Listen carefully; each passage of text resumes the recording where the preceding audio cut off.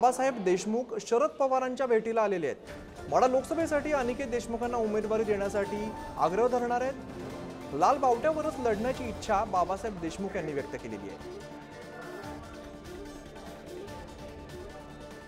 लाल बावट्यावरच लढण्याची इच्छा असल्याचं बाबासाहेब देशमुख म्हणतात। बाबासाहेब देशमुख हे शरद पवारांच्या भेटीला येत आहेत आणि माढा लोकसभेसाठी अनिकेत देशमुखांना उमेदवारी देण्याचा आग्रह सुद्धा धरला जातोय।